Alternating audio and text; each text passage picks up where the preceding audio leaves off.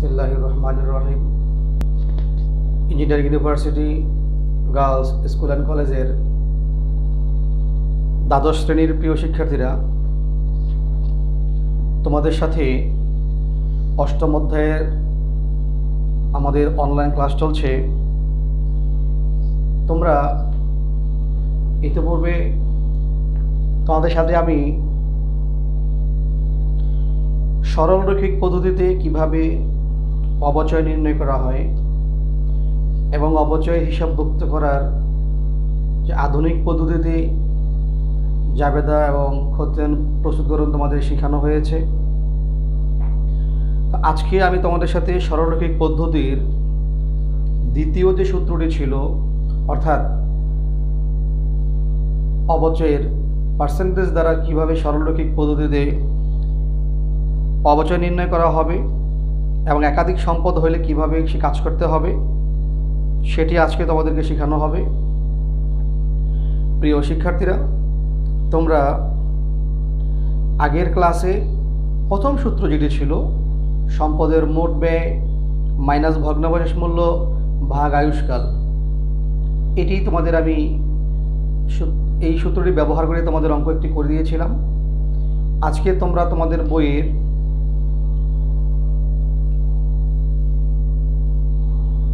বই থেকে পৃষ্ঠা 703, পেজ নাম্বার 703 আর উদাহরণ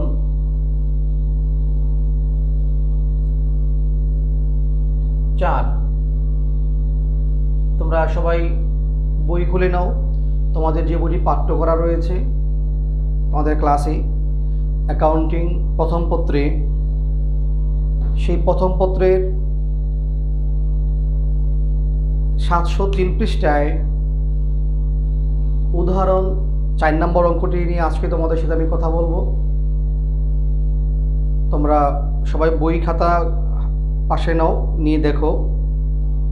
এখানে যে উদ্দীপকটি দেওয়া আছে সেখানে দেখো, এখানে লেখা আছে যে ফারজানা ট্রেডার্স, আমি আবার বলছি বইয়ের পৃষ্ঠা নাম্বার 703 উদাহরণ 4, ফারজানা ট্রেডার্স 2016 সালের 1 জানুয়ারি তারিখে, 16 সালের জানুয়ারির 1 তারিখে 85,000 টাকা মূল্যের একটি মোটরযান ক্রয় করেন।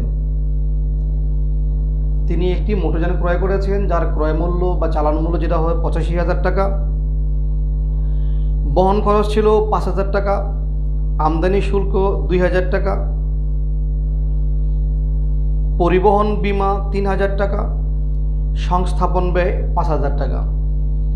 এখানে তার ক্রয় মূল্য ছিল 85,000, সাথে যে মূলধনায়িত যে ব্যয়গুলো রয়েছে, পরিবহন 5,000, আমদানি শুল্ক 2,000, পরিবহন বীমা ছিল 3,000 টাকা, সংস্থাপন ব্যয় 5,000 টাকা। এই সম্পদের এগুলো ছিল আনুষঙ্গিক ব্যয়। তোমরা জানো যে স্থায়ী সম্পদের মোট ব্যয় নির্ণয় করার ক্ষেত্রে ক্রয়কৃত সম্পদের যত ব্যয় হয় সকল ব্যয়গুলো একসাথে যোগ করতে হয়। তাহলে যোগ করলে আমরা তার মোট ব্যয় পেয়ে যাব। এরপরে 2017 সালের এপ্রিল মাসের 1 তারিখে 1,20,000 টাকা মূল্যের আরও একটি মোটরযান ক্রয় করায় যার বহন খরচ 7,000 টাকা, এবং 10% হারে সরলরৈখিক পদ্ধতিতে অবচয় ধার্য করার সিদ্ধান্ত গ্রহণ করা হয়। প্রিয় শিক্ষার্থীরা, তোমরা এখানে খুব গুরুত্ব সহকারে বিষয়টি খেয়াল করবে। আমি তোমাদেরকে সরলরৈখিক পদ্ধতিতে অঙ্ক করার জন্য 3টি সূত্র নিয়ে কথা বলেছিলাম। এর একটি ছিল যে সম্পদের মোট ব্যয় মাইনাস ভগ্নাবশেষ মূল্য ভাগ আয়ুষ্কাল। দ্বিতীয়টি ছিল সম্পদের মোট ব্যয় মাইনাস ভগ্নাবশেষ মূল্য ব্র্যাকেট দিয়ে গুণ অবচয়ের হার। 3 নম্বর বিকল্পটি ছিল সম্পদের মোট ব্যয় ইনটু অপচয়ের হার। এবং তোমাদের সেখানে বলা ছিল যে আমরা কোথায় কোন সূত্রটি প্রয়োগ করব। এই বিষয়টির উত্তর একেবারে স্পষ্ট। আমি এটাও তোমাদের বলেছিলাম যে আমাদের উদ্দীপক বলে দেবে, উদ্দীপক আমাকে নির্দেশনা দেবে যে আমরা এই তিনটির মধ্যে কোন সূত্রটি আমরা অ্যাপ্লাই করব। যেমন এখানে প্রথম যন্ত্রপাতিটি কিনেছি আমরা 2016 সালে। 2016 সালের জানুয়ারি মাসের 1 তারিখে।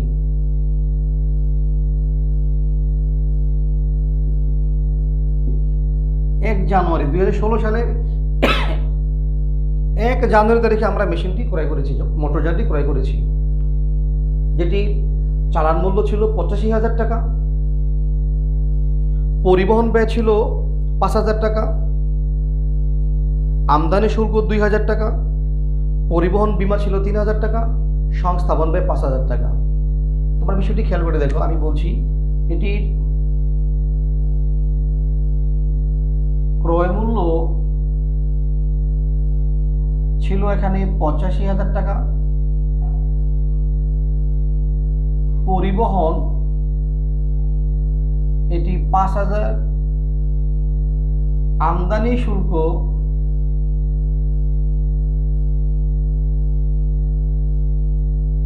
শুল্ক ছিল 2,000 টাকা, আর পরিবহন বীমা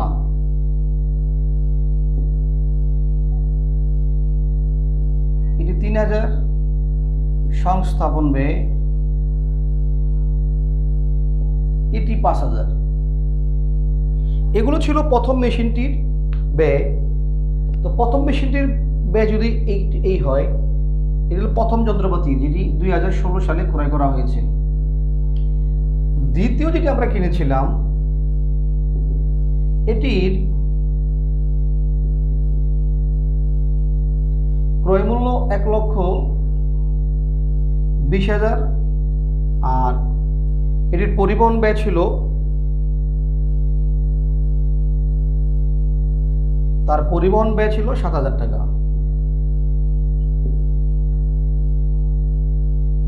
আর এটি কিনা হয়েছিল এপ্রিলের 1/4/2017। এটি ছিল 1/1/2016। এই ছিল আমাদের অঙ্কের তথ্য। অবচয় ধার্যের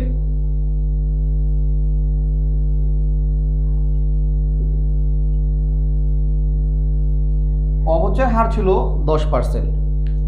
তো তোমরা বিষয়টি খেয়াল করে দেখো, এখানে যে ইনফরমেশন রয়েছে দুটি সম্পদেরই মোট ব্যয় রয়েছে। এখানে একটির মোট ব্যয় আমরা পাবো, এখানে একটি সম্পদের মোট ব্যয় পাবো, অবচয়ের হার পাবো। তাহলে দেখো আমরা উদ্দীপকটি পড়লে এখানে সম্পদের আয়ুষ্কাল নেই, ভগ্নাবশেষ মূল্য দেয়া নেই। আয়ুষ্কাল না থাকার কারণে, আমরা ভগ্নাবশেষ মূল্য না থাকার কারণে প্রথম যে দুটি সূত্র ছিল সম্পদের মোট ব্যয় মাইনাস ভগ্নাবশেষ মূল্য ভাগ আয়ুষ্কাল, এই সূত্রটি আমরা এখানে অ্যাপ্লাই করতে পারছি না। যেহেতু 3 নম্বর সূত্র ছিল সম্পদের মোট ব্যয় ইনটু অবচয়ের হার, সেখানে ভগ্নাবশেষ মূল্য প্রয়োজন ছিল না, আয়ুষ্কালেরও কি ছিল না, প্রয়োজন ছিল না। তাহলে প্রয়োজন ছিল কটা জিনিস, সম্পদের মোট ব্যয় ইনটু অবচয়ের হার। দুইটি এখানে রয়েছে, মোট ব্যয় রয়েছে, অবচয়ের হারও রয়েছে। তাহলে বাধ্য হয়ে আমরা এই উদ্দীপকে আমাদের 3 নম্বর বিকল্প যেটি রয়েছে, অর্থাৎ 3 নম্বর সূত্রটি আমরা এখানে ব্যবহার করতে হবে। আমি আশা করি তোমরা বুঝতে পেরেছ। আমি তোমাদের আবার কথাটা বলছি যে সরল রৈখিক পদ্ধতিতে আমরা কোথায় কোন সূত্রটি অ্যাপ্লাই করব, প্রয়োগ করব, তা নির্ভর করবে উদ্দীপকে আমাদের কী রকমের ইনফরমেশন দেয়া আছে, তথ্য দেয়া আছে।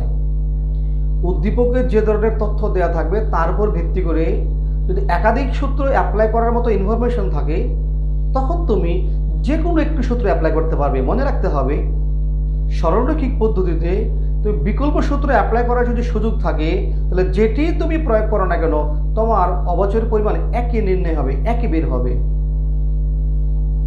সম্পদের মোট ব্যয় মাইনাস ভগ্নাংশ মূল্য ভাগ আয়ুষ্কাল দ্বারা যে পরিমাণ অবচয় হবে, মোট ব্যয় মাইনাস ভগ্নাংশ মূল্য কিন্তু অবচয়ের হার, একই অবচয়ের পরিমাণ বের হবে। অতএব উদ্দীপকের তথ্য দ্বারা যদি একাধিক সূত্র অ্যাপ্লাই করার সুযোগ থাকে তাহলে তুমি তোমার পছন্দ মতো তোমার যেটা সহজ লাগবে সেই সূত্রটি তুমি অ্যাপ্লাই করতে পারবে। আর উদ্দীপকের তথ্যের ভিত্তিতে যদি নির্দিষ্ট কোনো সূত্রকে নির্দেশ করে বা একটি সূত্রই অ্যাপ্লাই করা যায় তখন তোমার সেটি অ্যাপ্লাই করতে হবে। যেমন এখানে তুমি চাইলেই মোট ব্যয় মাইনাস ভগ্নাংশ মূল্য ভাগ আয়ুষ্কাল এই সূত্রটি তুমি এখানে প্রয়োগ করতে পারবে না। আবার মোট ব্যয় মাইনাস ভগ্নাংশ মূল্য ব্র্যাকেট দিয়ে অবচয়ের হার এটিও তুমি নির্ণয় করতে পারবে না। তোমাকে বাধ্য হয়ে থার্ড যে বিকল্পটি রয়েছে মোট ব্যয় ইন্টু অবচয়ের হার এই সূত্রটি তোমাকে এখানে অ্যাপ্লাই করতে হবে। তো আসো আমরা উদ্দীপকটিতে পড়েছ নিশ্চয়ই তোমরা। এখন উদ্দীপকের আলোকে আমাদের যে প্রশ্নগুলো উত্তর ছিল 2016 সালের মেশিনটির ক্রয় মূল্য নির্ণয় করো।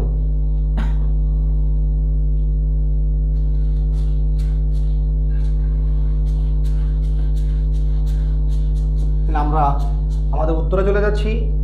ক নাম্বার 2016 সালের ক্রয়কৃত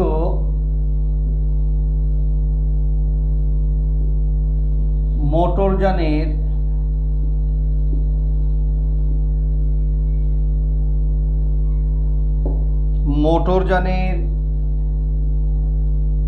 মোট ব্যয় নির্ণয়।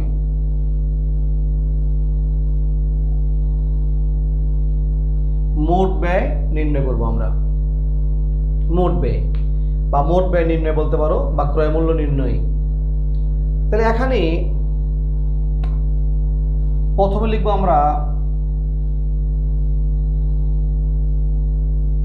যে ক্রয় মূল্য বলতে পারো অথবা একে চালান মূল্য বলা যায়। যে চালান মূল্য বলা ছিল 85,000 টাকা।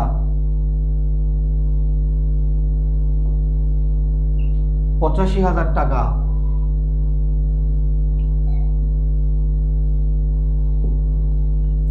পরিবহন ব্যয় ছিল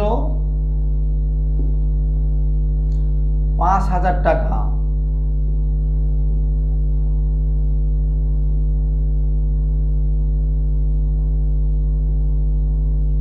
আমদানি শুল্ক ছিল 2,000 টাকা। পরিবহন বীমা আমাদের পরিবহন বীমার টাকা ছিল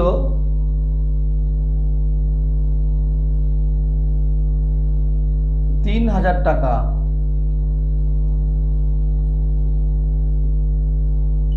সংস্থাপন ব্যয়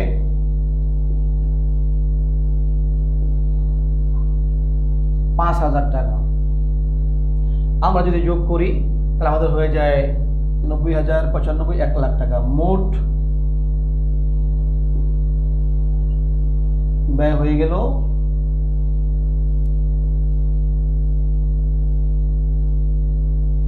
1 লক্ষ টাকা। এই হচ্ছে আমাদের ক নম্বরের প্রশ্নের উত্তর। পরিবহন বীমা বিষয়টি হয়তো তোমাদের কাছে নতুন মনে হতে পারে। শব্দটি পরিবহন বীমা অর্থাৎ পরিবহন বীমা হচ্ছে এমন একটি বীমা যা আমরা যে পরিবহনে পণ্যটি আমার ক্রয়কৃত স্থান থেকে আমার কারবারে আনা পর্যন্ত যে ডেস্টিনেশনটি রয়েছে, দূরত্বটি রয়েছে, যে পরিবহন দ্বারা আমি পণ্যটি আনতেছি যদি বিমা করা থাকে কোনো বিমা কোম্পানির কাছে, তাহলে এই পরিবহনাধীন অবস্থা যদি পণ্যটি নষ্ট হয়ে যায়, ক্ষতিগ্রস্ত হয়ে যায়, তখন বিমা কোম্পানি সেটার ক্ষতিপূরণ দিবে। এই শর্তে পরিবহন বীমা করা হয় যে পরিবহনকালীন ঝুঁকি মোকাবেলা করার জন্য, পরিবহনাধীন সময়ের যে ঝুঁকি রয়েছে সেই ঝুঁকি মোকাবেলা করার জন্যই বীমা করা হয়ে থাকে। তো এটি কারবারের জন্য, এটিও সম্পদের যে একটি ব্যয়। তো এটি সহ আমাদের এই 2016 সালের ক্রয়কৃত সম্পদের মোট ব্যয় পেলাম আমরা 1 লক্ষ টাকা। এইটুকুন ব্যয়গুলা বলা হয় মূলধনায়িত ব্যয়। এগুলোকে বলা হয় মূলধনায়িত ব্যয়, অর্থাৎ যে ব্যয়গুলো নাম বা যে ব্যয়গুলোর আচরণ বা যে ব্যয়গুলো দেখতে মনে হয় মুনাফা জাতীয় ব্যয়ের মতো, বাট এগুলো মুনাফা জাতীয় ব্যয় না। এগুলো স্থায়ী সম্পদের মূল্যকে বৃদ্ধি করে, মূলধন জাতীয় ব্যয়কে বৃদ্ধি করে, এরকম ব্যয়কে বলা হয় মূলধনায়িত ব্যয়। তো এই মূলধনায়িত ব্যয় এবং মূলধন জাতীয় ব্যয় দুটি একসাথে মিলিয়ে হয়ে যায় মূলধন জাতীয় ব্যয়, মোট ব্যয়, অর্থাৎ সম্পদের মোট ব্যয়।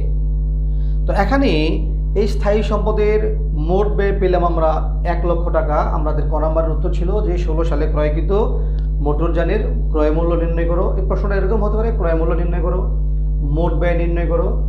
তখন তোমাকে উত্তর এভাবে দিতে হবে, সম্পদের ক্রয় মূল্যের সাথে আনুষঙ্গিক যত ব্যয় রয়েছে এই সবগুলা ব্যয় যোগ করলে আমরা পাবো সম্পদের মোট ব্যয়। তাহলে আমরা এখানে পেলাম যে আমাদের এই 16 সালের ক্রয়কৃত সম্পদের মোট ব্যয় পেলাম আমরা 1 লক্ষ টাকা।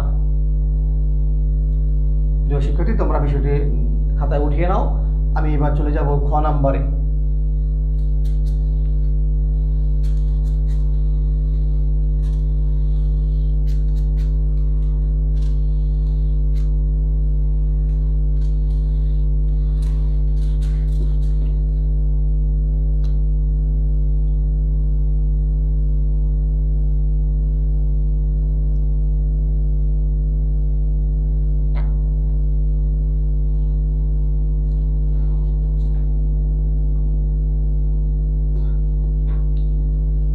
দেখো, খ নম্বরের প্রশ্ন ছিল যে ফার্স্ট জেনারেল ট্রেডার্সের 16 এবং 17 সালের জন্য প্রয়োজনীয় জাবেদা দাখিলা দাও। তো তোমাদের একটা জিনিস খেয়াল রাখতে হবে, যে কোনো অবচয়ের যে কোনো অঙ্কের জাবেদা করতে হলে, খতিয়ান করতে হলে তোমাকে আগে অবচয়ের পরিমাণ নির্ণয় করতে হবে। অবচয়ের পরিমাণ নির্ণয় না করে তোমার পক্ষে জাবেদা করা সম্ভব নয়। তুমি মনে মনে করতে পারবে, বাট সে উত্তরটি সুন্দর হবে না। তোমাকে রাফে বা গণনাকারী যেটাকে আমরা বলি, সেখানে তোমাকে আগে জাবেদার পরিমাণ, অবচয়ের পরিমাণ নির্ণয় করে নিতে হবে জাবেদা করার আগে। তো আসো আমরা আগে সরলরৈখিক পদ্ধতিতে আমরা অবচয়ের পরিমাণ আগে নির্ণয় করে নিচ্ছি। এটাকে যেহেতু আমাদের রিকোয়ারমেন্টে নেই। খ নম্বরের উত্তর ছিল জাবেদা প্রস্তুত করো। তো জাবেদা করার জন্য আমরা আগে অবচয়টাকে নির্ণয় করবো, সেটাকে বলবো গণনা কার্য বা আমরা রাফ বলতে পারি। তো গণনা কার্যে আমরা বার্ষিক অবচয়ের পরিমাণ নির্ণয় করে নিব।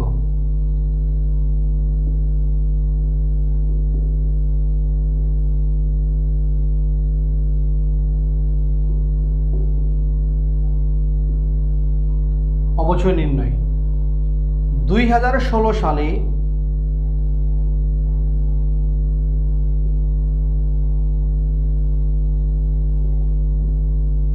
16 সালের জন্য আমাদের এখানে সম্পদ রয়েছে একটা। আমরা সূত্রটা লিখে দিতে পারি,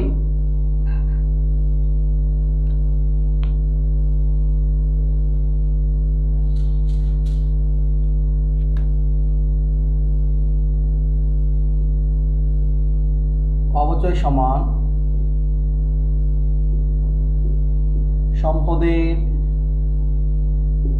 মোট ব্যয় ইন্টু অবচয়ের হার। এবার 2016 সালের অবচয়। তো 2016 সালে আমাদের সম্পদের পরিমাণ ছিল 1 লক্ষ টাকা।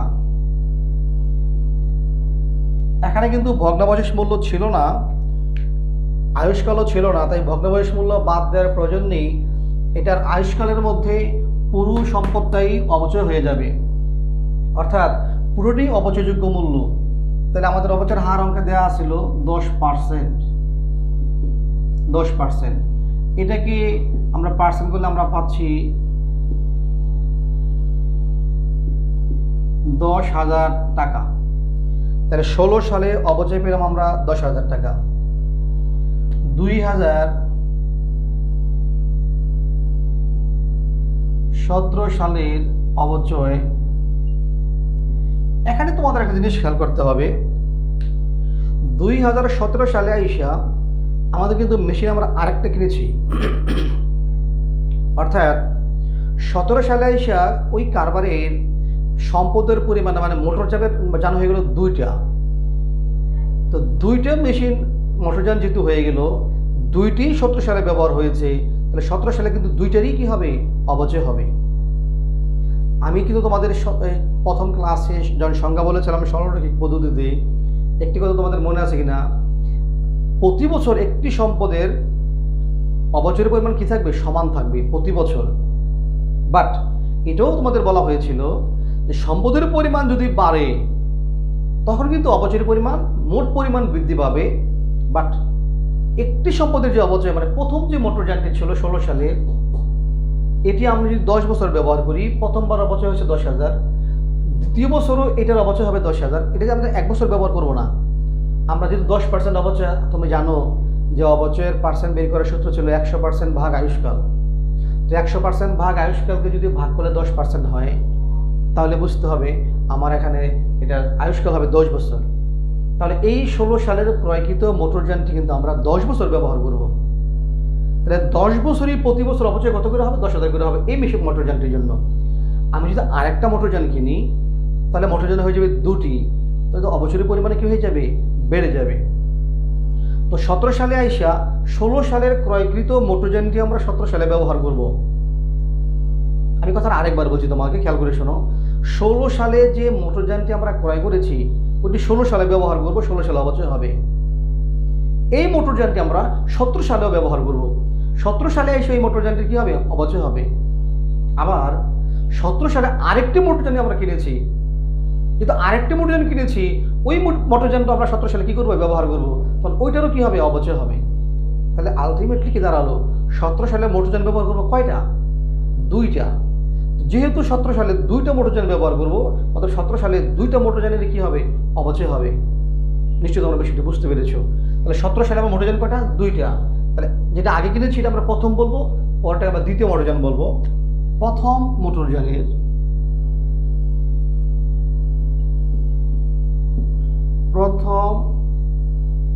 মোটরযানের অবচয় হবে, এটা না লিখলে 10,000 টাকা লিখে দিতে পারি, 1 লক্ষ টাকার 10%-এ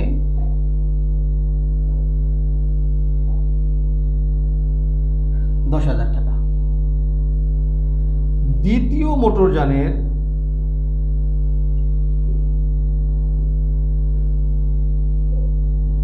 দ্বিতীয় মোটরযান কিন্তু আমরা কিনেছিলাম কত টাকা দিয়ে, 1,27,000 টাকা ব্যয় ছিল। 1,20,000 টাকাতে কিনেছিলাম, 7,000 টাকার পরিবহন ছিল, তাহলে 1,27,000 টাকা।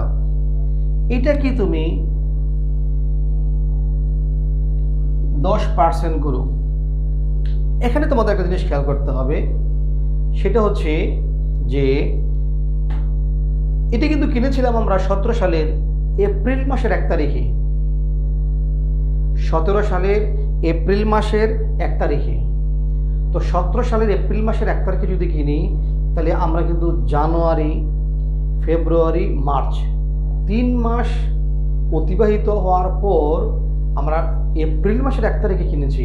তাহলে এপ্রিল মাস থেকে দ্বিতীয় মোটরযানটি কারবারের মধ্যে ব্যবহার হওয়া কি হলো, শুরু হলো। তাহলে যেদিন থেকে ব্যবহার হওয়া শুরু হলো সেদিন থেকে কিন্তু এটা কি, অবচয় শুরু হবে। তোমরা একটা হিসাব করে দেখো তো কয় মাসের অবচয় হয়।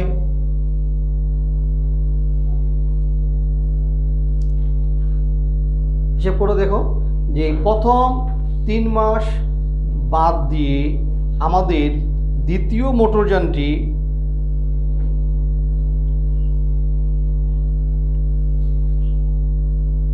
April, May, June, July, August, September, October, November, December, অর্থাৎ 9 মাসের অবচয় হবে। 17 সালের এপ্রিল মাসের 1 তারিখে যেই মোটরযানটি আমরা ক্রয় করেছি, ব্যবহার শুরু করেছি, ওদের দ্বিতীয় মোটরযানটি কারবারের মধ্যে 17 সালে ব্যবহার হবে 9 মাস। 16 সালে ক্রয়কৃত মোটরযানটি 17 সালে এসিয়া ব্যবহার হবে পুরো 1 বছর, আর 17 সালে 4 মাস আর 3 মাস পরে ক্রয়কৃত মোটরযানটি 17 সালে ব্যবহার হবে 9 মাস। তাহলে তোমরা খেয়াল করে দেখো 18 সালে গিয়ে তখন ব্যবহার হবে কয়দিন? 18 সালে গিয়ে কিন্তু জানুয়ারি থেকে ডিসেম্বর পর্যন্ত দুইটা মোটরযানই পুরো বছর ব্যবহার হবে। তোমরা মনে আমার কথাটা বুঝতে পেরেছো? আমি আবার বলছি, প্রথম মোটরযানটি জানুয়ারি মাসে কিনেছিল, তাহলে জানুয়ারি থেকে ডিসেম্বর 16 সালে পুরো বছর ব্যবহার হয়েছে। 17 সালে এসে কিন্তু জানুয়ারি মাস থেকেই ব্যবহার শুরু হবে ডিসেম্বর পর্যন্ত, তাহলে প্রথমটা পুরো বছরই ব্যবহার হবে। দ্বিতীয় মোটরযানটি কিন্তু কিনেছে এপ্রিল মাসের 1 তারিখে, 3 মাস পরে, তাহলে এপ্রিল মাসের 1 তারিখে ক্রয় করলে দ্বিতীয় মোটরযানটি কারবারে ব্যবহার হবে এপ্রিল থেকে ডিসেম্বর পর্যন্ত, অর্থাৎ 9 মাস। তাহলে আমাদের 10% বের করে, এই 10% যেটা বের হবে এটা বের হবে 1 বছরে বার্ষিক। আমি তোমাদের আগেও বলেছি যে কোনো পার্সেন্ট বের হয় বার্ষিক 1 বছরে, তাহলে 10% বের করে এটাকে 12 দিয়ে ভাগ 9 দিয়ে গুণ। তোমার মনে প্রশ্ন হতে পারে 12 দিয়ে কেন ভাগ হলো? 10% করলে যে অবচয়টা বের হবে সেই অবচয়টা হবে বার্ষিক, মানে 1 বছরের অবচয়। তা আমার তো এখানে 1 বছরের ব্যবহার আমরা করিনি, ব্যবহার করেছি কয় মাস? 9 মাস। এই জন্য 12 দিয়ে ভাগ, বার্ষিক মানে 12 মাস, বছর 12 দিয়ে ভাগ করলে আমি 1 মাসের অবচয় পাবো। তা আমার দরকার 9 মাস, যে 9 দিয়ে গুণ করবো, তাহলে 12 দিয়ে ভাগ 9 দিয়ে গুণ, তাহলে আমি পেয়ে যাবো 9 মাসের অবচয়। দেখো তোমরা ক্যালকুলেটর হিসেব করে দেখো কত টাকা হয়। হবে 9,525 টাকা। তাহলে 17 সালে আমি 2টা মোটরযান ব্যবহার করেছি, 2টা মোটরযান অবচয় হয়ে গেল আমার মোট 19,525 টাকা। এই হচ্ছে আমার 17 সালের অবচয়। 17 সালের অবচয় পেলাম 19,525 টাকা। 16 সালে পেয়েছিলাম 10,000 টাকা। তোমরা নিশ্চয়ই অবচয় বের করাটা বুঝতে পেরেছ যে আমাদের প্রথম 16 সালে মেশিন ছিল একটি, মোটরযান ছিল একটির অবচয় হয়েছে 10,000 টাকা। 17 সালে মোটরযান হয়েছে 2টি, প্রথমটা হবে পুরো 1 বছরের অবচয়, আর দ্বিতীয়টি যেহেতু 3 মাস পরে কিনেছি তাই অবচয় হবে 9 মাসের, তাই 9 মাসের অবচয় হচ্ছে এখানে 9,525 টাকা, মোট 19,525 টাকা। এইটুকু আমরা রাফে বা গণনায় বের করে নিব। বের করে এবার আমরা খ নাম্বারের উত্তর দেব, জাবেদা করব। তোমরা সবাই খাতায় একটি জাবেদার ছক এঁকে নাও।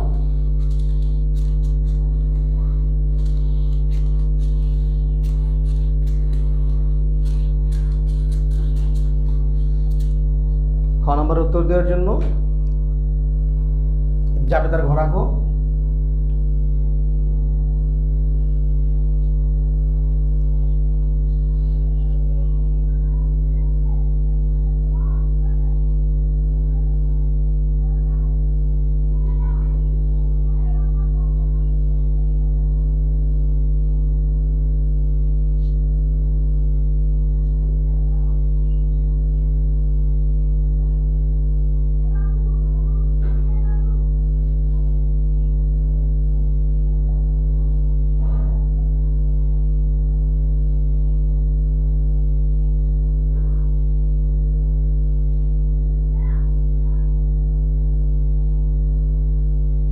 নাম হচ্ছে ফারজানা ট্রেডার্স।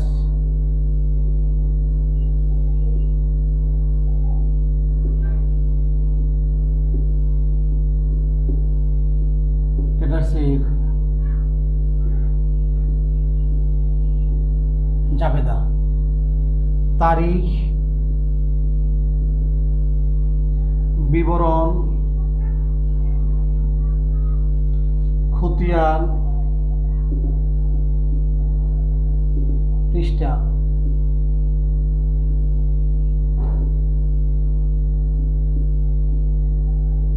ডেবিট টাকা,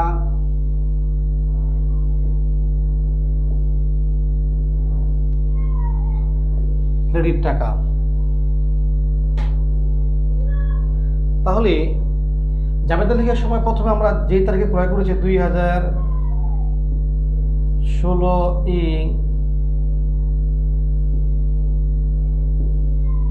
জানুয়ারি মাসের 1 তারিখে প্রথম আমরা মোটরযানটি ক্রয় করেছি। সেই মোটরযানের যে মোট ব্যয় বের করেছিলাম আমরা 85,000, 5,000, 2,000, 3,000, 5,000, এটি যোগ করে ক নাম্বারে আমরা 1 লক্ষ টাকা বের করেছিলাম। তো মোটরযান ক্রয়ের জন্য প্রথম ক্রয় জাবেদা হবে 1 তারিখের জাবেদা লিখবে তোমরা মোটরযান হিসাব ডেবিট। আমরা লিখব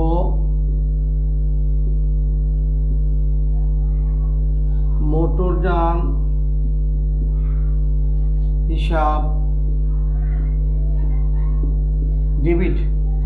যদি উদ্দীপকে নগদ এবং চেকে ক্রয়ের ব্যাপারে কোনো উল্লেখ না থাকে তাহলে স্থায়ী সম্পদ ক্রয়ের ক্ষেত্রে আমরা চেকই ব্যবহার করব, ব্যাংক ব্যবহার করব। ব্যাংক ব্যবহার করেই সবচেয়ে ভালো।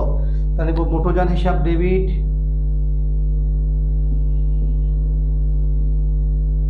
ব্যাংক হিসাব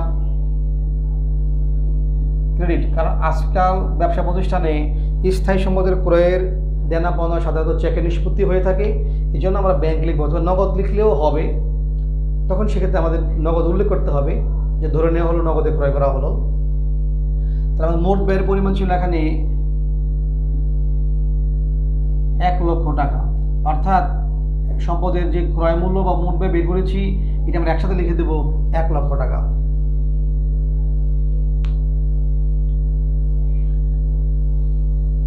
তোমার জাবেদারে দেখো, জাবেদারে ভালো করে দেখে নাও।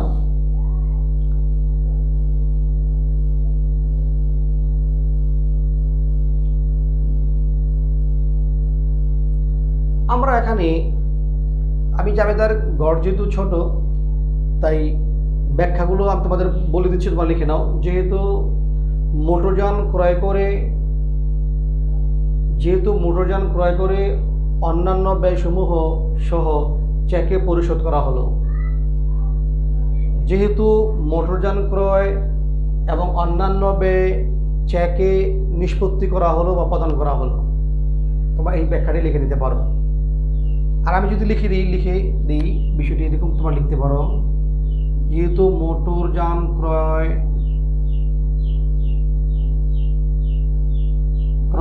এবং অন্যান্য ব্যয়, অন্যান্য লিখলাম আমি এই জন্য এখানে যেহেতু 4-5টি ব্যয় রয়েছে, পরিবহন বীমা, সংস্থাপন, আমদানি শুল্ক, সবগুলো লিখতে গেলে অনেক ব্যাখ্যাটা বড় হয়ে যাবে। অন্যান্য ব্যয় চেকে পরিশোধ করা হলো, তোমরা এটুকু লিখে নিতে পারো। এবার সম্পদ ক্রয় হয়ে গেলে আমরা অবচয় নির্ণয়ের কাজ করব। অবচয় নির্ণয় তোমাদের আমি রাফে করে দেখিয়েছি, 16 সালে অবচয় নির্ণয় করেছি। আর হিসাবকাল যেহেতু শেষ হয় 31 ডিসেম্বরে, তাহলে 31 ডিসেম্বরে আমাদের অবচয় নির্ণয় জাবেদা লিখবো। আমরা লিখবো ডিসেম্বর 31। এটা লিখে তোমরা এটুকু আন্ডারলাইন দাগ দিয়ে দেবে। ডিসেম্বর 31-এ গিয়ে আমরা লিখবো অবচয় জাবেদা। অবচয় ধার্যের যে আধুনিক জাবেদা বলছি সে জাবেদা বলছিলাম অবচয় হিসাব ডেবিট, পঞ্জীভূত অবচয় হিসাব ক্রেডিট। লিখবে অবচয় হিসাব ডেবিট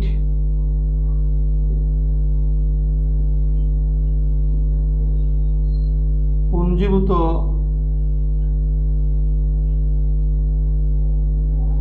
অবচয় হিসাব ক্রেডিট। অবচয় বের করেছি আমরা কত টাকা বের করেছিলাম 16 সালে 10,000 টাকা। 16 সালে অবচয় ছিল 10,000 টাকা।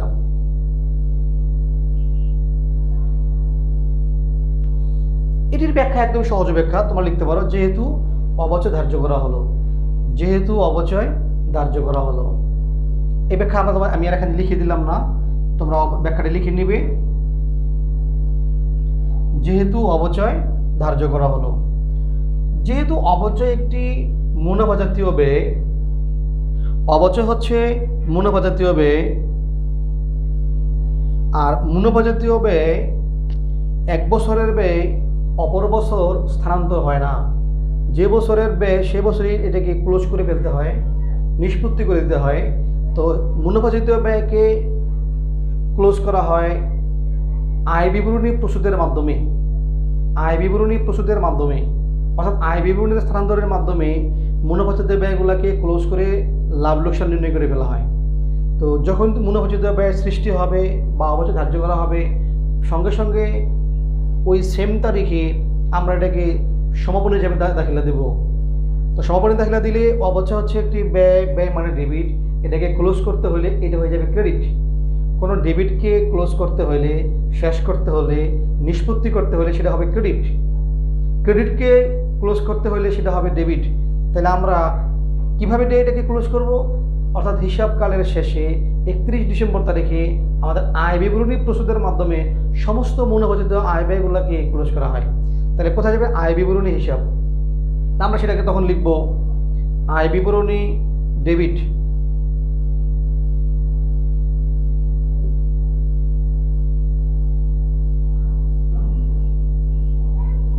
আয় বিবরণী ডেবিট অর্থাৎ আয় বিবরণীতে যাওয়ার মাধ্যমে, আয় বিবরণী হচ্ছে একটি বিবরণী, অর্থাৎ আয় ব্যয়ের বিবরণীর মাধ্যমে মুনাফা নির্ণয় করা হয়। এই জন্য সাধারণত আয় বিবরণীর পাশে হিসাব লেখা হয় না। তো আয় বিবরণী ডেবিট আর অবচয় খতিয়ানটাকে আমরা নিষ্পত্তি করতেছি অবচয় হিসাব ক্রেডিট।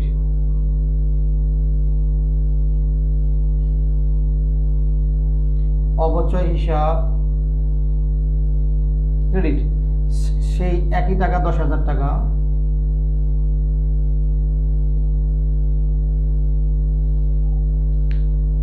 তা দেখো, প্রথম অবচয় ধার্য করেছি অবচয় হিসাব ডেবিট, পুঞ্জীভূত অবচয় হিসাব ক্রেডিট, আয় বিবরণী ডেবিট, অবচয় হিসাব ক্রেডিট। অর্থাৎ আয় বিবরণীতে স্থানান্তরের মাধ্যমে, আয় বিবরণীতে স্থানান্তরের মাধ্যমে অবচয়কে কী করা হয়? ক্লোজ করা হলো, নিষ্পত্তি করা হলো, শেষ করে দেওয়া হলো। তাহলে 16 সালে জাবেদা হয়ে গেল 3টা।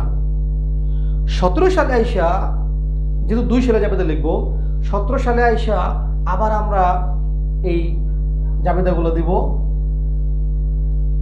তোমরা ঘরটা বড় করে আঁকবা, যেহেতু আমার বোর্ড ছোট এই জন্য আমি একসাথে সবগুলো জাবেদা লিখতে পারবো না। তোমরা ঘরটা বড় করে এঁকে নাও। আগে তোমরা ঘরটা নিশ্চয়ই এঁকেছো বড় করে। এবার তোমরা 17 সাল লিখো।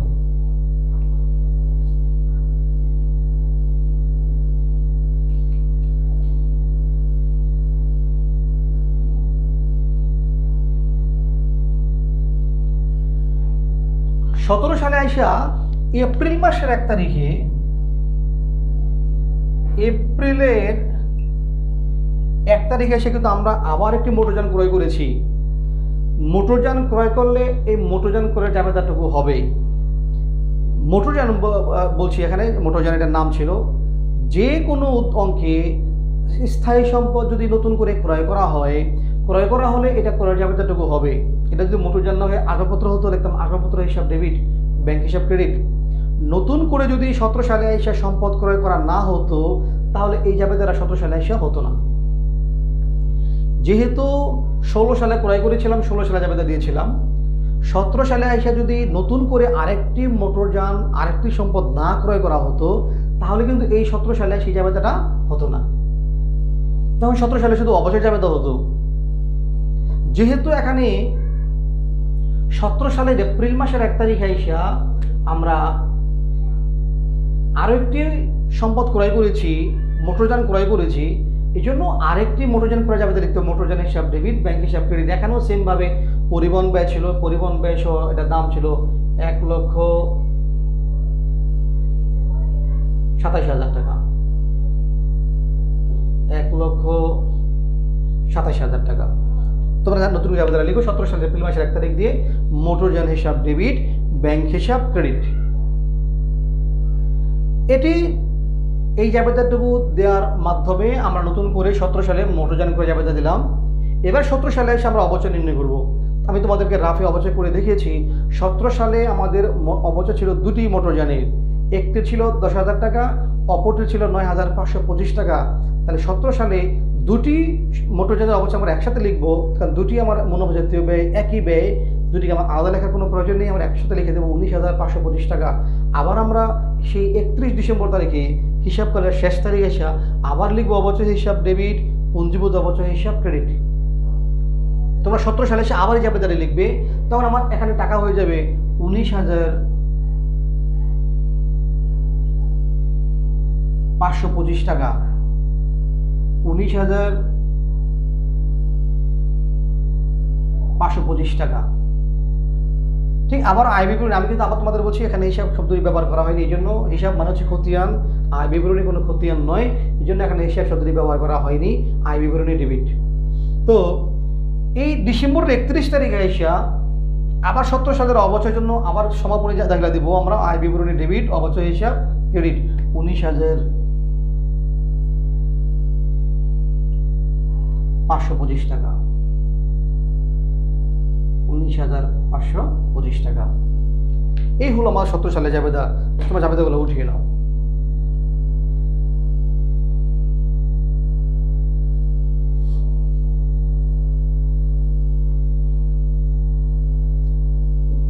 তোমরা নিশ্চয়ই উঠিয়েছ, তাহলে আমি এটা মুছে দিচ্ছি।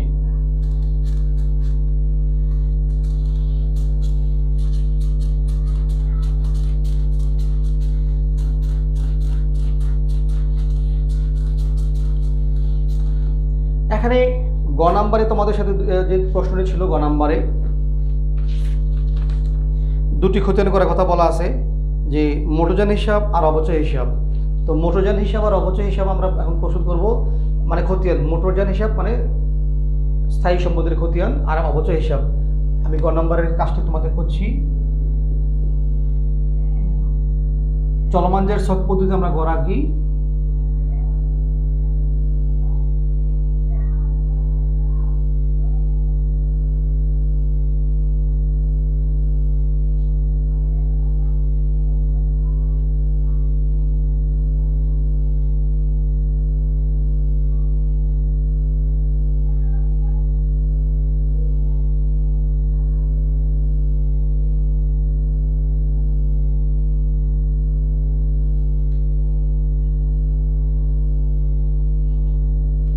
তোমরা দুটি খতিয়ানের গ রাখবে, একটি মোটরযানের জন্য, একটি অবচয়ের জন্য।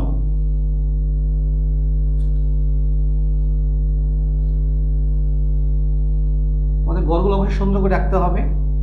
এটার নাম হচ্ছে মোটরযান হিসাব।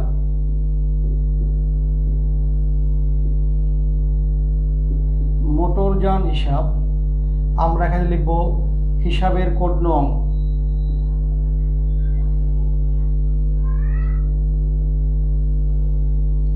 তারিখ, বিবরণ, এই ঘরের নাম জাবেদা পৃষ্ঠা, তোমরা জানো, ডেবিট টাকা,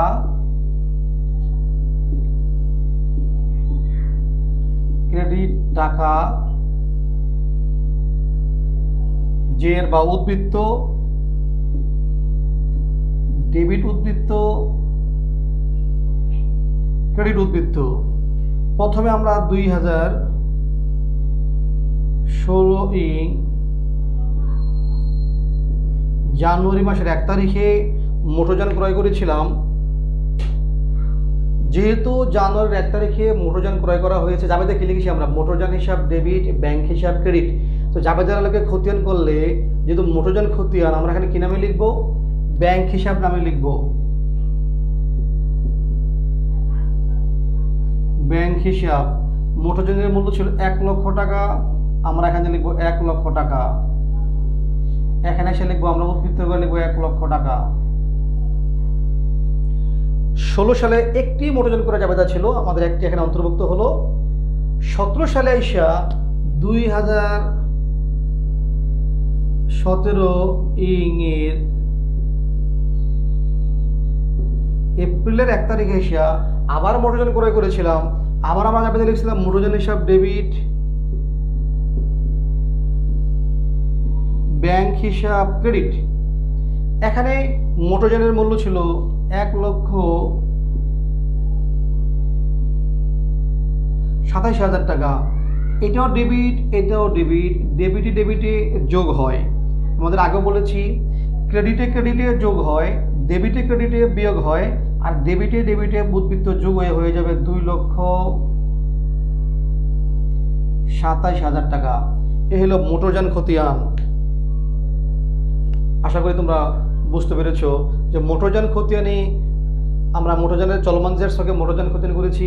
তো টিসকে করতে পারতে, টিসক করলে আমাদের এবার প্রতি সালে ব্যালেন্স সিডিবিডি নির্ণয় হবে। তো আমরা পেয়ে গেলাম মোটরযান হিসাব। এবার আমরা করব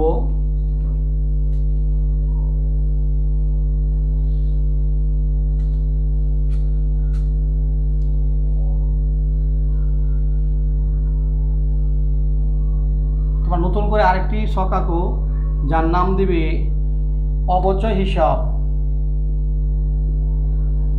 তোমরা ঘরে কিনে আরেকটি অবচয় হিসাব। অবচয়ের খতিয়ানটি খুবই একটি সহজ খতিয়ান। তো অবচয়ের খতিয়ানে এসে লিখব 2016 ইং। নিশ্চয়ই তোমাদের মনে আছে জাবেদা করার সময় আমরা অবচয় জাবেদা দিয়েছি কয় তারিখে? 31 ডিসেম্বর। আমরা লিখব ডিসেম্বর 31। জাবেদা ছিল অবচয় হিসাব ডেবিট, পঞ্জীভূত অবচয় হিসাব ক্রেডিট। যেহেতু অবচয় খতিয়ান আমরা এখানে কি নামে লিখব?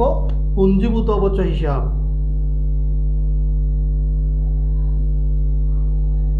পঞ্জীভূত অবচয় হিসাব লিখে টাকা ছিল 10,000।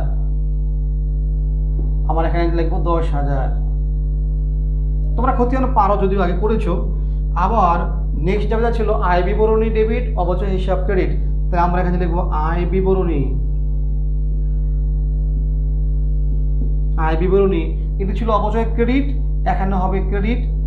দেখো ডেবিটে ক্রেডিটে ক্লোজ হয়ে যায়, কিছুই থাকে না, উদ্বৃত্ত জিরো হয়ে যায়, উদ্বৃত্ত নীল হয়ে যায়। যেহেতু অবচয় মুনাফা জাতীয় ব্যয়, আর মুনাফা জাতীয় ব্যয় যেহেতু 1 বছর থেকে আরেক বছর স্থানান্তর হয় না, সুতরাং কোনো বছরই এই অবচয়ের কোনো উদ্বৃত্ত থাকবে না, জিরো হয়ে যাবে। যদি উদ্বৃত্ত জিরো না হয় তোমাকে বুঝতে হবে তোমার লেখা ভুল হয়েছে কোথাও না কোথাও। সুতরাং অবচয়ের 2টি করে নাম বসবে, আর অবচয় একবার ডেবিট একবার ক্রেডিট হয়ে কি হয়ে যাবে? ক্লোজ হয়ে যাবে। দেখো তোমরা 2017 ইং। অবচয় ছিল ডিসেম্বর 31। আবার যাবে দেখে ছিল অবচয় হিসাব ডেবিট, পুঞ্জীভূত অবচয় হিসাব ক্রেডিট। আমরা লিখবো এখানে পুঞ্জীভূত অবচয় হিসাব। পুঞ্জীভূত অবচয় হিসাব। এখানে টাকা ছিল 19,525। লিখবো আমরা 19,525। সেম ভাবে আবার এখানে নেক্সট জাবেদা ছিল আয় বিবরণী ডেবিট, অবচয় হিসাব ক্রেডিট। আমরা লিখবো আয় বিবরণী লিখে ক্রেডিট দিকে অবচয় ছিল 19,525।